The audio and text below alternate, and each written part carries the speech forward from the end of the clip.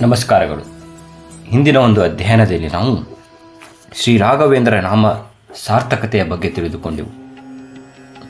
ಈ ಒಂದು ಅಧ್ಯಯನದಲ್ಲಿ ನಾವು ಶ್ರೀ ರಾಘವೇಂದ್ರ ಸ್ವಾಮಿಗಳ ದಿನಚರಿ ಹಾಗೂ ಅವರ ಪತ್ನಿ ಸರಸ್ವತಮ್ಮನವರ ದೇಹ ಪರಿತ್ಯಾಗ, ಅವರು ಯಾವ ರೀತಿ ಸದ್ಗತಿ ಹೊಂದಿದರು ಎಂಬುದರ ಬಗ್ಗೆ ಅರಿತುಕೊಳ್ಳೋಣ.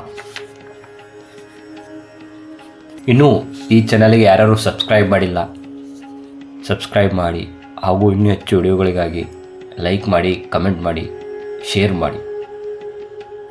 ಓಂ ಶ್ರೀ ರಾಘವೇಂದ್ರಾಯ ನಮಃ. ಶ್ರೀ ರಾಘವೇಂದ್ರ ಸ್ವಾಮಿಗಳ ದಿನಚರಿ ಭಕ್ತರ ಶ್ರಾವ್ಯವಾದ ಗಾನದಿಂದಲೇ ಅವರ ಏಳುವಿಕೆ. ಭಗವಂತನ ಸುಪ್ರಭಾತ ಮುಗಿಸಿದ ರಾಯರು ತಮಗಾಗಿ ಕಾದು ಕುಳಿತ ದೀನರಾದ ಭಕ್ತರಿಗೆ ದರ್ಶನ ಕೊಡುವುದು. ನಂತರ ಕಾವೇರಿ ನದಿಯಲ್ಲಿ ಅಷ್ಟಾಕ್ಷರ, ಷಡಕ್ಷರ, ದ್ವಾದಾಕ್ಷರ ಮಂತ್ರಾಭಿಮಂತ್ರಣ ಪುರಸ್ಸರಸವಾಗಿ ವೃತ್ತಿಕಾದಿಗಳ ಲೇಪನ ಮಾಡಿಕೊಂಡು ಸ್ನಾನ ಮಾಡುತ್ತಿದ್ದರು. ನಂತರ ಶ್ರೀಹರಿಗೂ ಜಲಾಭಿಮಾನಿ ದೇವತೆಗಳಿಗೂ ಅರ್ಘ್ಯ ಕೊಟ್ಟು ಉತ್ತಮ ಕಾಷಾಯಾಂಬರ ಧರಿಸುತ್ತಿದ್ದರು. ನಂತರ ಗೋಪಿಚಂದನದಿಂದ ದ್ವಾದಶ ನಾಮ ಮುದ್ರೆಗಳನ್ನು ಧರಿಸುತ್ತಿದ್ದರು. ಅಹೀಕದಲ್ಲಿ ಪ್ರಣವ ಮಂತ್ರ ಜಪಿಸುತ್ತಾ ಪುರಾಣ ಶ್ರವಣ ಮಾಡುತ್ತಿದ್ದರು. ತಮ್ಮ ಪರಮ ಗುರುಗಳಾದ ಶ್ರೀ ವಿಜೇಂದ್ರ ತೀರ್ಥರ ಬೃಂದಾವನಕ್ಕೆ ಪ್ರದಕ್ಷಿಣೆ ನಮಸ್ಕಾರಗಳನ್ನು ಮಾಡಿ ಶ್ರೀ ರಂಥಾಗಪಾಣಿ ಹಾಗೂ ಶ್ರೀ ಕುಂಬೇಶ್ವರರನ್ನು ಕ್ರಮವಾಗಿ ನಮಿಸಿ ಮಠವನ್ನು ಸೇರುತ್ತಿದ್ದರು. ಅಲ್ಲಿ ಶಿಷ್ಯರಿಗೆ ಬ್ರಹ್ಮಸೂತ್ರಗಳಿಗೆ ಅಪವಾಕ್ಯಗಳನ್ನು ಮಾಡಿರುವವರನ್ನು ಖಂಡಿಸುತ್ತಾ ಶ್ರೀ ಮಧ್ವಾಚಾರ್ಯರು ಮಾಡಿರುವ ಮಹಾ ಉಪಕಾರವನ್ನು, ಅವರ ಭಾಷ್ಯವನ್ನು ವಿಷೇದವಾಗಿ ವಿವರಿಸಿ ಅದಕ್ಕಿರುವ ವ್ಯಾಖ್ಯಾನಗಳಾದ ಶ್ರೀ ಜಯೇಂದ್ರ ತೀರ್ಥರ ತತ್ವ ಪ್ರಕೃಷಿಕ, ಶ್ರೀ ವ್ಯಾಸರಾಜರ ಶ್ರೀ ರಾಘವೇಂದ್ರ ಸ್ವಾಮಿಗಳ ಪೂರ್ವ ಅವತಾರ ಚಂದ್ರಿಕಾ ಮತ್ತು ಪ್ರಾಚೀನ ಯತಿಗಳ ವಾಕ್ಯಗಳನ್ನು ಕೂಡ ಮೈಮಳಿಸಿ ವಿವರಿಸುವಾಗ ಅವರಿಗಾಗುವ ಧನ್ಯತೆ ನಿಜವಾಗಿಯೂ ಶ್ರೀಹರಿಗೆ ಬಹು ಪ್ರೀತಿಕರವಾಗಿರುತ್ತಿತ್ತು. ಈ ಮಧ್ಯೆ ಒಂದೊಂದು ಸಾರಿ ಅವರ ಶಿಷ್ಯರಲ್ಲಿ ಪರಸ್ಪರ ಪೂರ್ವ ಪಕ್ಷ ಸಿದ್ಧಾಂತಗಳ ವಾದ ವೈಖರಿ, ಎಂತಹ ಅದ್ವೈತ ಸಿದ್ಧಾಂತದ ಪೂರ್ವ ಪಕ್ಷವನ್ನು ಸಮರ್ಥಿಸುವುದಕ್ಕಾಗಿ ಜೀವ ಮತ್ತು ಈಶ್ವರರು ಬೇರೆ ಬೇರೆ ಎಂಬ ಸಿದ್ಧಾಂತವನ್ನು ನಿರಾಕರಿಸಿ ಜೀವ ಈಶ್ವರರು ಒಂದೇ ಎಂಬ ಅದೈವತ್ವವನ್ನೇ ನಿಜವಾದ ಸಿದ್ಧಾಂತವೆಂದು ಹೇಳಿದಾಗ ವೇದಾಂತಿ ಎಲ್ಲ ಶಾಸ್ತ್ರಗಳು ಕರತಲ ಮಲಕ ಮಾಡಿಕೊಂಡಿರುವ ಶ್ರೀ ರಾಘವೇಂದ್ರ ಸ್ವಾಮಿಗಳು ಸಹಜ ಸಿದ್ಧಾಂತವಾದ ತಮ್ಮ ಜ್ಞಾನದ ಮೂಲಕ ಶ್ರೀಹರಿ ಸರ್ವೋತ್ತಮ, ವಾಯು ಜೀವೋತ್ತಮ, ಜೀವರು ಬೇರೆ ಈಶನು ಬೇರೆ ಎಂಬುದೇ ವೇದಶಾಸ್ತ್ರಗಳ ನಿಜವಾದ ಪರಿನಿಷ್ಠವಾದ ಅರ್ಥವೆಂದು ಸ್ಥಾಪಿಸಿದರು. ಈ ರೀತಿ ಅವರ ವಾಕ್ಚಾತುರ್ಯವನ್ನು ಕೇಳಿ ನೋಡುವ ಭಾಗ್ಯ ಒದಗಿದ್ದಕ್ಕೆ ತಾನೇ ಧನ್ಯನೆಂದು ಆ ಶಿಷ್ಯನು ಆನಂದ ಬಾಷ್ಪರಿಸುತ್ತಿದ್ದನು. ಹೀಗೆ ನಮ್ಮ ಗುರುಗಳ ಪ್ರಾತಃ ಕಾಲ ಮುಗಿದು ಹೋಗಲು ಮಧ್ಯಾಹ್ನ ಸ್ನಾನ ಮಾಡಿ ಪೂಜೆಗೆ ಕುಳಿತುಕೊಳ್ಳುವವರು. ಆಗ ಶ್ರೀಮೂಲ ರಾಮಚಂದ್ರ ದೇವರು, ಗರುಡ ವಾಹನ ದೇವರು, ದಿಗ್ವಿಜ ರಾಮದೇವರು, ಜಯರಾಮ ದೇವರು ಈ ಪ್ರತಿಮೆಯುಳ್ಳ ಜೊತೆಗೆ ಶ್ರೀ ವೇದವ್ಯಾಸ ದೇವರ ಸನ್ನಿಧಾನವುಳ್ಳ ಶ್ರೀ ವೇದವ್ಯಾಸರಿಂದಲೇ ಶ್ರೀ ಮಧ್ವಾಚಾರ್ಯ ಮೂಲಕವಾಗಿ ಪರಂಪರೆಯಾಗಿ ಬಂದ ವ್ಯಾಸಮುಷ್ಟಿಕೆಯನ್ನು ಶ್ರೀ ಮಧ್ವಾಚಾರ್ಯರು ತಂತ್ರಸಾರ ಸಂಗ್ರಹದಲ್ಲಿ ಹೇಳಿದ ಕ್ರಮದಂತೆ ಷೋಡೋಪಚಾರ ಪೂಜೆ ಮಾಡುತ್ತಿದ್ದರು. ಅನಂತರ ತೀರ್ಥ ಪ್ರಶಾನ ಮಾಡಿ ಮೂಲ ರಾಮದೇವರ ವರಪ್ರಸಾದ ರೂಪ ಭಿಕ್ಷೆಯನ್ನು ಸ್ವೀಕರಿಸುತ್ತಿದ್ದರು. ವಿರಾಮ ಎಂಬ ಶಬ್ದವೇ ಹತ್ತಿರ ತಾರದ ಶ್ರೀ ರಾಘವೇಂದ್ರ ಸ್ವಾಮಿಗಳು ಭಿಕ್ಷಾ ಸ್ವೀಕಾರದ ನಂತರ ವ್ಯಾಕರಣ, ತರ್ಕ, ವ್ಯಾಮ್ಸ ಹಾಗೂ ವೇದಾಂತ ವಿಷಯಗಳಲ್ಲಿ ಜಟಿಲ ಸಮಸ್ಯೆಗಳನ್ನು ಪಂಡಿತರಿಗೆ ತೋರಿಸುತ್ತಾ ವಿವರಣೆ ಮಾಡುತ್ತಿದ್ದರು. ಸಂಜೆ ಮತ್ತೆ ಸ್ನಾನವನ್ನು ಆಚರಿಸಿ ಪೂಜಾರಾಧನೆ ಮಾಡಿ ಶಿರಫಲಗಳನ್ನು ದೇವರಿಗೆ ಅರ್ಪಿಸಿ ಬಂಗಾರದ ತಟ್ಟೆಯಲ್ಲಿ ಮಂಗಳಾರತಿ ಮಾಡಿ ಭಕ್ತಿಯಿಂದ ಪ್ರದಕ್ಷಿಣೆ ನಮಸ್ಕಾರವನ್ನು ಮಾಡುತ್ತಿದ್ದರು. ಆ ಮೂಲ ರಾಮನೆಂದರೆ ಅವರಿಗೆಂದಿಷ್ಟು ಭಕ್ತಿ, ಆತನ ಪೂಜೆಯಾಗೆಯೇ ಅಲ್ಲವೇ ಅವರು ಶ್ರೀರಾಘವೇಂದ್ರ ಸ್ವಾಮಿಗಳಾಗಿ ಬಂದದ್ದು. ವಾಗ್ಯಕಾರವಾದ ಅವರು ಕನ್ನಡದ ಪದ ಪದ್ಯ ಸುಳಾದಿಗಳ ಮೂಲಕ ಪರಮಭಕ್ತಿಯಿಂದ ಹಾಡಿ ಹೊಗಳುತ್ತಾ ಶ್ರೀ ಮೂಲ ರಾಮದೇವನನ್ನು ಸ್ತೋತ್ರ ಮಾಡುತ್ತಿದ್ದರು. ಅವರು ರಚಿಸಿದ ಪದಗಳ ಪೈಕಿ ಈಗ ನಮಗೆ ದೊರೆತಿರುವುದು ಇಂದು ಎನಗೆ ಗೋವಿಂದ ನಿನ್ನ ಪಾದಾರವಿಂದವ ತೋರು ಮುಕುಂದ ಎಂಬ ಹಾಡು. ಇನ್ನು ಅವರು ರಚಿಸಿದ ಅನೇಕ ಕೃತಿಗಳು ಈಗಿನ ಕಾಲದಲ್ಲಿ ಮುದ್ರಣ ಸೌಕರ್ಯವಿಲ್ಲದೆ ಲೋಪವಾಗಿರುವುದು ದುರದೃಷ್ಟಕರ ಸಂಗತಿ ಎಂದೇ ಹೇಳಬಹುದು. ಈಗ ಇರುವ ಈ ಹಾಡಿನ ಭಾವವಾದರೂ ತಮ್ಮನ್ನು ಶ್ರೀಹರಿಯ ಹೊರತು ಬೇರೆ ಯಾರೂ ಉದ್ಧರಿಸಲಾರರು ಮತ್ತು ಸಮಸ್ತ ರಕ್ಷಣಾ ಭಾರ ಆ ಪರಮಾತ್ಮನದ್ದೇ ಆಗಿದ್ದು ಕ್ಷಣಕ್ಷಣಕ್ಕೂ ಜೀವಿಯು ಅಸ್ವತಂತ್ರವುಳ್ಳನೆಂಬ ಭಾವ ಭೈರವಿರಾಗದಲ್ಲಿ ಈ ಹಾಡನ್ನು ಹೇಳಿದವರಿಗೆ ತಾನಾಗೆ ತಿಳಿದು ಬರುತ್ತದೆ. ಶ್ರೀರಾಯರ ವೀಣಾವಾದನದಿಂದಲೂ ಗಾತ್ರ ಕಚ್ಚರಿಯಿಂದಲೂ ಶ್ರೀಹರಿಯ ಕರುಣೆಗೆ ಪರವಶರಾಗಿ ಕಣ್ಣಿಂದ ಆನಂದ ಬಾಷ್ಪ ಸುರಿಸುತ್ತಾ ಭಕ್ತಿಯೇ ಮೈಮತ್ತಿ ಮೈಮರೆತು ತಲ್ಲೀನರಾಗುತ್ತಿದ್ದರು. ಹಾಗೂ ಧ್ಯಾನ ಮಾಡುತ್ತಾ ಅಂತರ್ದೃಷ್ಟಿಯಿಂದ ಶ್ರೀ ಮೂಲ ರಾಮಚಂದ್ರನ ಮೂರ್ತಿಯನ್ನು ಸಮಾಧಿಯೋಗದಲ್ಲಿ ತಿಲಕಿಸುತ್ತಾ ತಲ್ಲೀನರಾಗಿ ಗಂಟೆಗಟ್ಟಲೆ ಕೂಡುತ್ತಿದ್ದರು.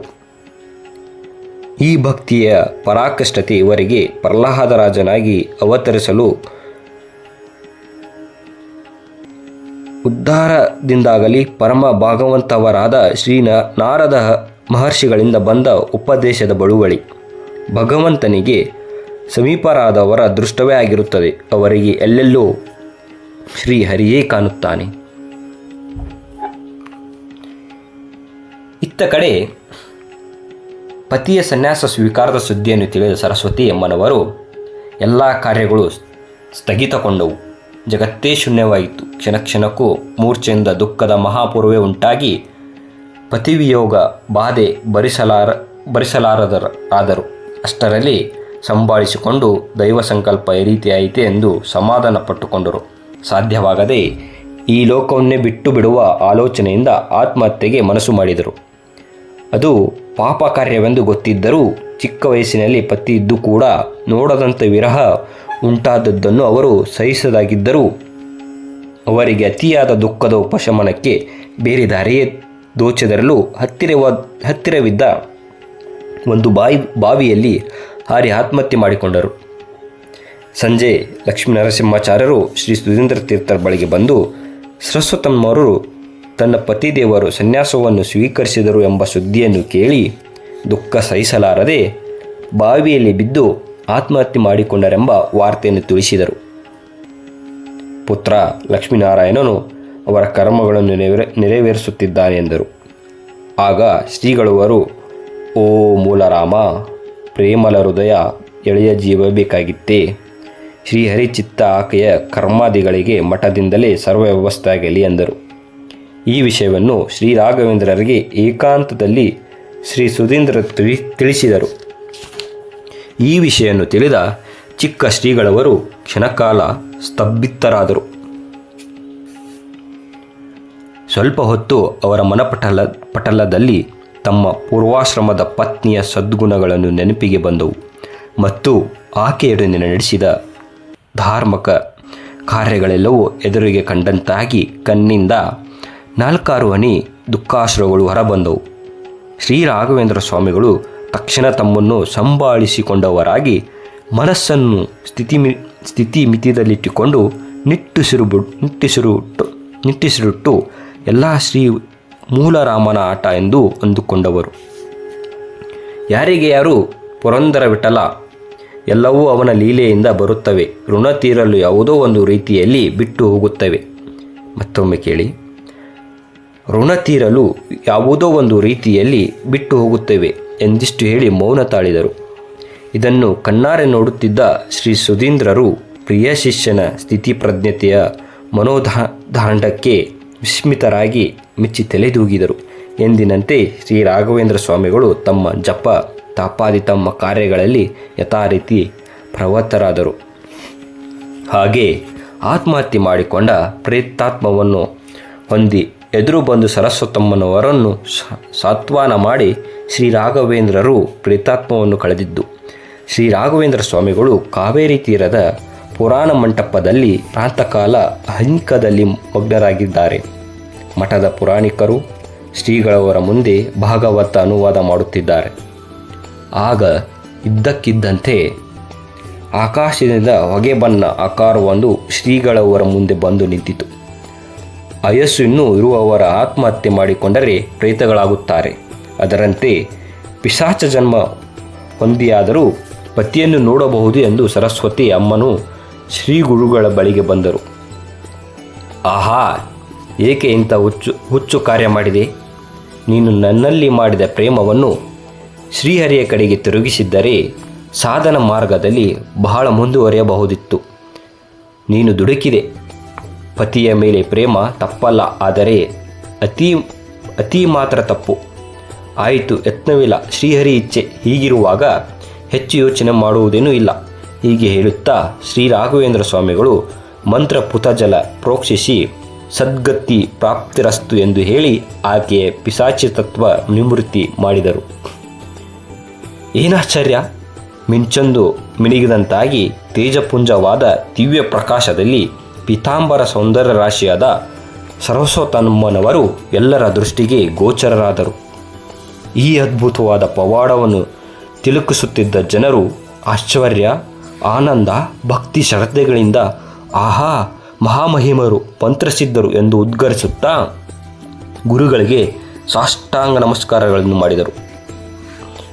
ಆಗ ಶ್ರೀ ರಾಘವೇಂದ್ರ ಸ್ವಾಮಿಗಳು ಸರಸ್ವತಮ್ಮನವರ ನೆನಪಿಗಾಗಿ ಇನ್ನು ಮೇಲೆ ತಮ್ಮ ಪೂರ್ವಾಶ್ರಮದ ವಂಶಜರು ತಮ್ಮಲ್ಲಿ ನಡೆಯುವ ಎಲ್ಲ ಶುಭ ಮುಹೂರ್ತಗಳಲ್ಲಿ ಮುತ್ತೈದರಿಗೆ ಹೂವು ವಿಳ್ಳೆಗಳನ್ನು ಮಾಡಲಿ ಮತ್ತು ಆಕೆಯು ಪೂಜಿತಳಾಗಲಿ ಎಂದು ಆಜ್ಞೆ ಮಾಡಿದರು. ಅದರಂತೆ ಇಂದಿಗೂ ಅವರ ಮನೆತನದಲ್ಲಿ ವಿವಾಹಾದಿ ಶುಭ ಕಾರ್ಯಗಳಲ್ಲಿ ಮುತ್ತೈದೆ ಪೂಜೆ ಅನುಚಾನವಾಗಿ ನಡೆದು ಬಂದಿದೆ. ಪೂರ್ವಾಶ್ರಮದ ಪತ್ನಿಗೆ ಸದ್ಗತಿಯನ್ನು ಕರುಣಿಸಿದ ಶ್ರೀ ರಾಘವೇಂದ್ರ ಸ್ವಾಮಿಗಳು ನಿಮಿಲಿತವಾದ ನಯನರಾಗಿ ಬಾಹ್ಯ ಪ್ರಪಂಚದ ಪರಿವೇ ಇಲ್ಲದೆ ಧ್ಯಾನಮಗ್ನರಾದರು. ಹೀಗೆ ಸರಸ್ವತಮ್ಮನವರು ಛಾಯಾರೂಪದಿಂದ ಗುರುಗಳ ಮುಂದೆ ಬಂದು ಮಾಡಿದ ಸಂಭಾಷಣೆ ಮತ್ತು ಶ್ರೀ ರಾಘವೇಂದ್ರ ಸ್ವಾಮಿಗಳು ಆಕೆಯ ಪ್ರೇತತ್ವ ಕಳೆಯುವ ಸದ್ಗತಿ ನೀಡಿದ ವಿಚಾರವು ಆಹಾ ಆಹಾ ಅನ್ನುವುದರೊಳಗೆ ಎಲ್ಲೆಡೆ ವ್ಯಾಪಿಸಿತು. ಈ ಮಹಿಮೆಯನ್ನು ಕೇಳಿ ಸರ್ವರು ಶ್ರೀ ರಾಘವೇಂದ್ರ ಗುಣಗಾನ ಮಾಡಿದರು. ಶ್ರೀ ಸುಧೀಂದ್ರ ತೀರ್ಥರು ಸಂಸ್ಥಾನ ಪದ್ಧತಿಯಂತೆ ಪ್ರಿಯ ಶಿಷ್ಯರಾದ ಶ್ರೀ ರಾಘವೇಂದ್ರರೊಡನೆ ಸಂಚಾರ ಹೊರಟರು. ಹೋದಲ್ಲಿ ಉಭಯ ಶ್ರೀಗಳಿಗೆ ಅಭೂತಪೂರ್ವ ಸ್ವಾಗತ ದೊರೆಯಿತು. ಶ್ರೀ ರಾಘವೇಂದ್ರ ಅಲೌಕಿಕ ತೇಜಸ್ಸು, ಪಾಂಡಿತ್ಯ, ಪ್ರತಿಭೆಗಳು, ಲೋಕ ಕಲ್ಯಾಣ ದೀಕ್ಷೆಗಳನ್ನು ನೋಡಿ ಸರ್ವರು ಮೂಕ ವಿಸ್ಮಿತರಾಗುತ್ತಿದ್ದರು. ಸಜ್ಜನರೆಲ್ಲರೂ ಉಭಯ ಶ್ರೀಗಳ ದರ್ಶನ ಸೇವಾದಿಗಳಿಂದ ಕೃತಾರ್ಥರಾಗತೊಡಗಿದರು. ಹೀಗೆ ವೈಭವದಿಂದ 3 ತಿಂಗಳು ಸಂಚಾರ ಮಾಡುತ್ತಾ ಹೊರಟು ಹಂಪಿ ಕ್ಷೇತ್ರಕ್ಕೆ ದಯಮಾಡಿಸಿದರು. ಅಲ್ಲಿ ಕರ್ನಾಟಕ ರಾಜ್ಯದ ಪ್ರತಿನಿಧಿ ಹಾಗೂ ಊರಿನ ವೈದಿಕರು, ಪ್ರಮುಖ ಲೌಕಿಕರು ಬಂದು ಗುರುದ್ವಯರಿಗೆ ಅಸಾಧಾರಣ ಸ್ವಾಗತ ಕೋರಿ ರಾಜಭವನದಲ್ಲಿ ಬಿಡಾರ ಮಾಡಿಸಿದರು.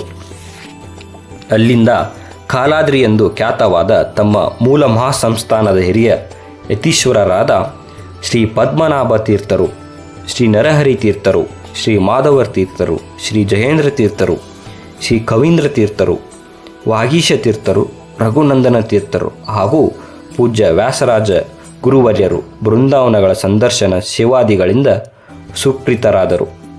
ಶ್ರೀ ಸುಧೀಂದ್ರ ಗುರುಗಳು ಅಪ್ಪನೆಯಂತೆ ಶ್ರೀ ರಾಘವೇಂದ್ರ ಸ್ವಾಮಿಗಳು ಮಹಾಸಂಸ್ಥಾನದ ಪೂಜೆ, ಪಾಠ ಪ್ರವಚನ, ಮುದ್ರಾಧಾರಣ, ಗುರುಪದೇಶ, ಧರ್ಮೋಪದೇಶ, ಪ್ರವಚನಗಳಿಂದ ಶಿಷ್ಯರಾದ ಭಕ್ತಜನರನ್ನು ಅನುಗ್ರಹಿಸುತ್ತಿದ್ದರು.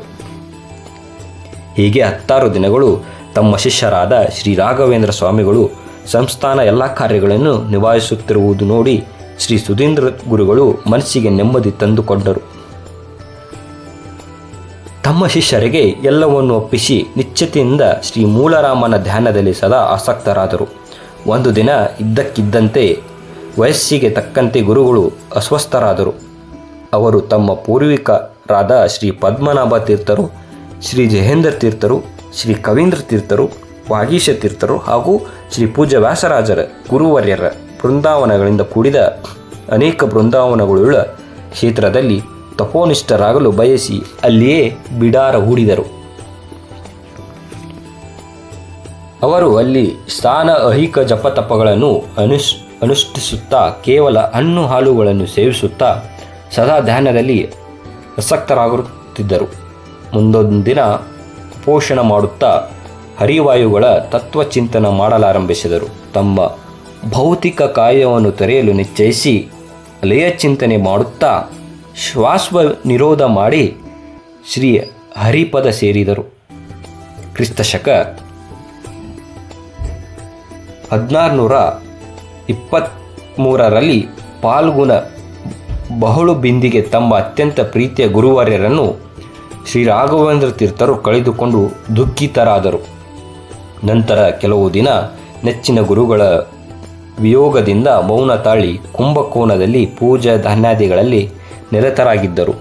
ಒಂದು ದಿನ ತಮ್ಮ ಗುರುಗಳ ಅಪ್ಪಣೆ ಮಾಡಿದಂತೆ ಶಿಷ್ಯ ಮಂಡಲಿಗೆ ಕರೆಯಿತ್ತು ಪಾಠಾದಿಗಳನ್ನು ಹೇಳುವಿಕೆ, ಧರ್ಮೋಪದೇಶ ಮಾಡುವಿಕೆ ಇತ್ಯಾದಿ ಜ್ಞಾನ ಯಜ್ಞವನ್ನು ಮಾಡಲು ಪ್ರಾರಂಭಿಸಿದರು. ತಮಗೆ ಆಶ್ರಮವಾಗುವುದಕ್ಕಿಂತ ಮೊದಲು ಸನ್ಯಾಸ ದೀಕ್ಷೆ ಸ್ವೀಕರಿಸಿದ್ದ ಆಶ್ರಮ ಮಧ್ಯಸ್ಥರಾದ ಶ್ರೀ ಯಾದವೇಂದ್ರ ತೀರ್ಥರು ಗುರುಗಳು ನಿರ್ಣಯ ವಿಚಾರವನ್ನು ತಿಳಿದು ಖಿನ್ನರಾಗಿ ಅವರ ಬೃಂದಾವನ ದರ್ಶನ ಮಾಡಿ ಗುರುಭಕ್ತಿಯನ್ನು ಸಮರ್ಪಿಸಿದರು.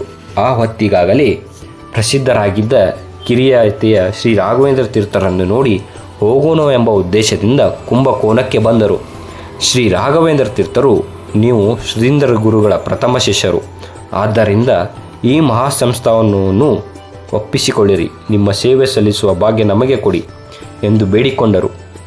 ಈ ಉದಾರ ಹೃದಯದ ಶ್ರೀ ರಾಘವೇಂದ್ರ ಸ್ವಾಮಿಗಳನ್ನು ಕಂಡು ನಿಮ್ಮಂಥವರನ್ನು ನಾವೆಲ್ಲಿಯೂ ನೋಡಲಿಲ್ಲ. ಅದಕ್ಕೆಂದೇ ನಿಮ್ಮನ್ನು ಗುರುಗಳು ಈ ಮಹಾಪೀಠದಲ್ಲಿ ಕುಳ್ಳಿರಿಸಿದ್ದಾರೆ. ನಮಗೆ ಪೀಠದ ಮೇಲೆ ಸ್ವಲ್ಪವೂ ಆಶೆ ಇಲ್ಲ. ಅಮೂಲ್ಯವಾದ ನಿಮ್ಮ ಔದಾರ್ಯಕ್ಕೆ ತೃಪ್ತರಾಗಿದ್ದೇವೆ. ಈ ಮಹಾಪೀಠವನ್ನಾಳಲು ನೀವೇ ಸಮರ್ಥರು ಎಂದರು. ಆಗ ಶ್ರೀ ರಾಘವೇಂದ್ರ ಸ್ವಾಮಿಗಳು ಕೆಲವು ದಿನ ನಮ್ಮೊಂದಿಗಿದ್ದು ಶ್ರೀ ಮೂಲರಾಮರ ಪೂಜೆಯನ್ನು ಮಾಡಿ ನಮ್ಮನ್ನು ಆಶೀರ್ವಾದ ಮಾಡಬೇಕು ಎಂದು ವಿಜ್ಞಾಪಿಸಿದರು. ಅದಕ್ಕೆ ಅಸ್ತು ಎಂದು ಶ್ರೀ ಯಾದವೇಂದ್ರ ತೀರ್ಥರು ಕೆಲವು ದಿನ ಶ್ರೀ ಮೂಲರಾಮರ ಪೂಜೆಯನ್ನು ಅನನ್ಯ ಶ್ರದ್ಧಾಭಕ್ತಿಗಳಿಂದ ಮಾಡಿದರು. ಪೂಜ್ಯಾಯ ರಾಘವೇಂದ್ರಾಯ ಸತ್ಯಧರ್ಮರತಾಯ ಭಜತಃ ಕಲ್ಪವೃಕ್ಷಾಯ ನಮತಃ ಕಾಮಧೇನವೇ. ಧನ್ಯವಾದಗಳು.